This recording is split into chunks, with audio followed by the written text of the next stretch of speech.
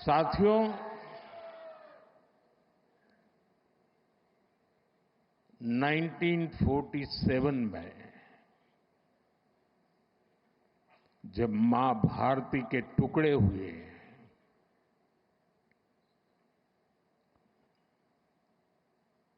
कटनी चाहिए थी तो जंजीरें, लेकिन काट दी गई भुजाएं। देश के 3 टुकड़े कर दिए गए।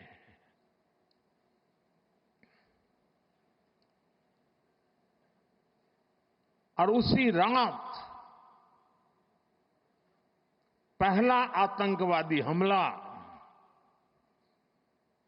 कश्मीर की धरती पर हुआ।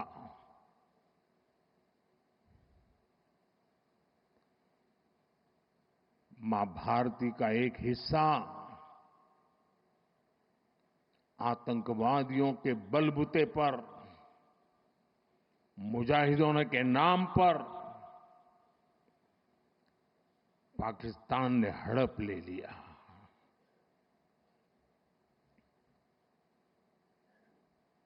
अगर उसी दिन इन मुजाहिदों को मौत के घाट उतार दिया गया होता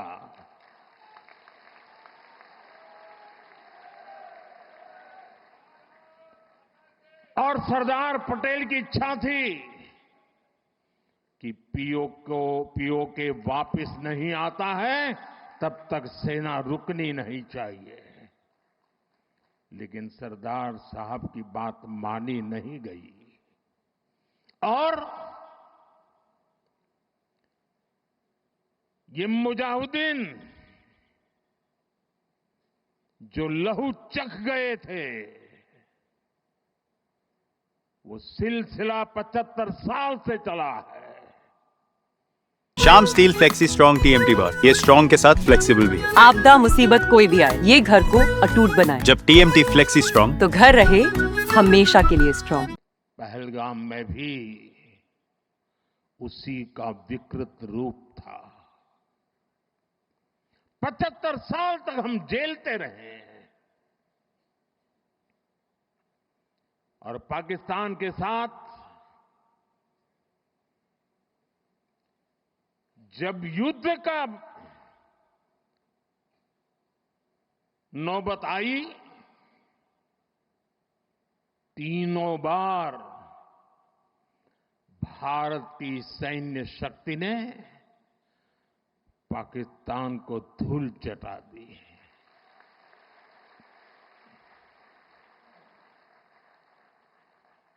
और पाकिस्तान समझ गया कि लड़ाई में वो भारत से जीत नहीं सकते हैं और इसलिए उसने प्रॉक्सी वॉर चालू किया। सैन्य प्रशिक्षण होता है, सैन्य प्रशिक्षित आतंकवादी भारत भेजे जाते हैं और निर्दोष निहत्थे लोग, कोई यात्रा करने गया है, कोई बस में जा रहा है, कोई होटल में बैठा है, कोई टूरिस्ट बन के जा रहा है, जहां मौका मिला वे मारते रहे, मारते रहे, मारते रहे और हम सहते रहे। आप मुझे बताइए, क्या ये अब सहना चाहिए? क्या गोली का जवाब गोले से देना चाहिए? ईंट का जवाब पत्थर से देना चाहिए? ये कांटे को जल मुठ से उखाड़ देना चाहिए?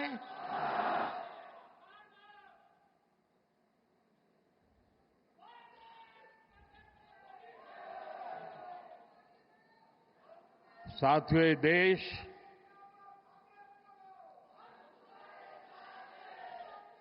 उस महान सांस्कृतिक परंपरा को लेकर के चला है, वसुधैव कुटुंबकम। ये हमारे संस्कार है। ये हमारा चरित्र है। सदियों से हमने इसे जिया है। हम पूरे विश्व को एक परिवार मानते हैं। हम अपने पड़ोसियों का भी सुख चाहते हैं। वे भी सुख चैन से जिए, हमें भी सुख चैन से जीने दे।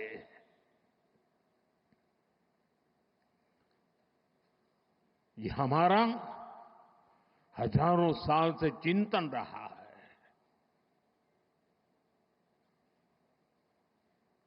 लेकिन जब बार बार हमारे सामर्थ्य को ललकारा जाए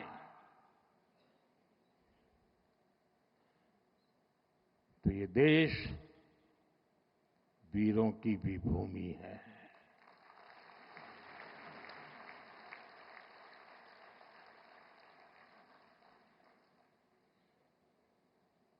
आज तक जिसे हमें प्रॉक्सी वॉर कहते थे,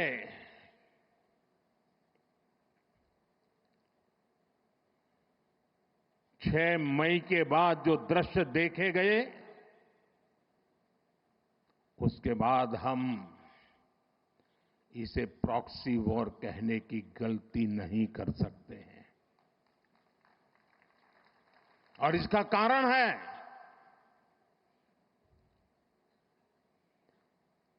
जब आतंकवाद के 9 ठिकाने तय करके 22 मिनट में, साथियों 22 मिनट में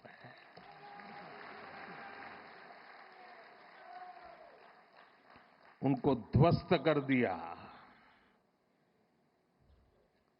और इस बार तो सब कैमरा के सामने की सारी व्यवस्था रखी थी ताकि हमारे घर में कोई सबूत न मांगे। अब हमें सबूत नहीं देना पड़ रहा है, वो ऊपर वाला दे रहा है।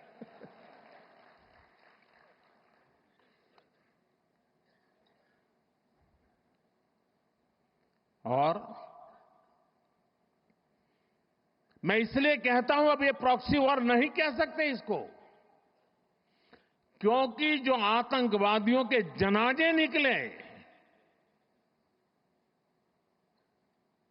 6 मई के बाद जिनका कत्ल हुआ, उस जनाजे को स्टेट ऑनर दिया गया पाकिस्तान में।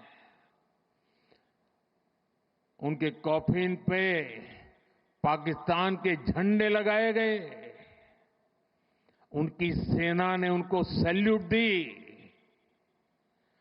ये सिद्ध करता है कि आतंकवादी गतिविधि ये प्रॉक्सी वॉर नहीं है, ये आपकी सोची समझी युद्ध की रणनीति है। आप वॉर ही कर रहे हैं तो उसका जवाब भी वैसे ही मिलेगा।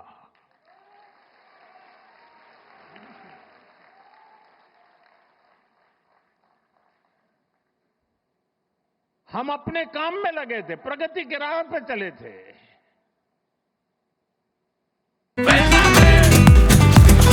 ये स्टाइल का मामला है। रूपा फ्रंटलाइन।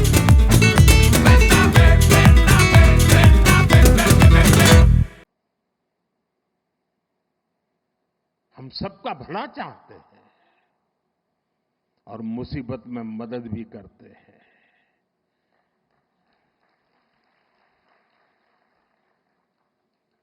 लेकिन बदले में खून की नदियां बहती है।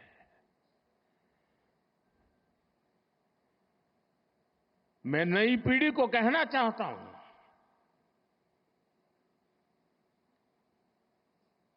देश को कैसे बर्बाद किया गया है।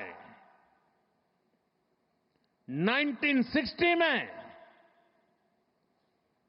जो इंडस वाटर ट्रीटी हुई है, अगर उसकी बारीकी में जाएंगे तो आप चौंक जाएंगे।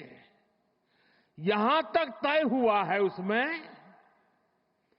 कि जो जम्मू कश्मीर की अन्य नदियों पर डैम बने हैं, उन डैम का सफाई का काम नहीं किया जाएगा, डिसिल्टिंग नहीं किया जाएगा, सफाई के लिए जो नीचे की तरफ गेट है वो नहीं खोले जाएंगे।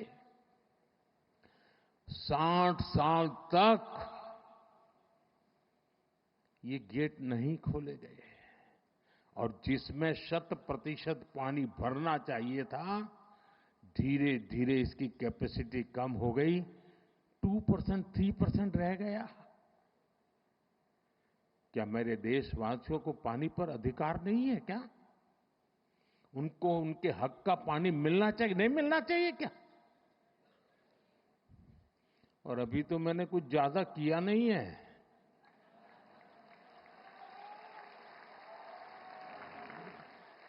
अभी तो हमने कहा है कि हमने इसको एबेंस में रखा है, वहां पसीना छूट रहा है। और हमने डैम थोड़े खोल करके सफाई शुरू की। जो कूड़ा कचरा था वो निकाल रहे हैं। इतने से वहां फ्लड आ जाता है। साथियों,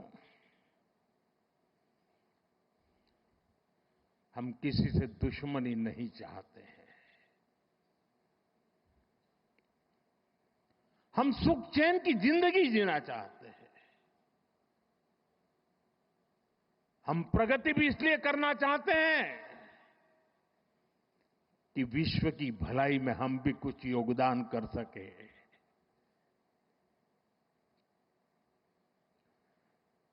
और इसीलिए हम एक निष्ठ भाव से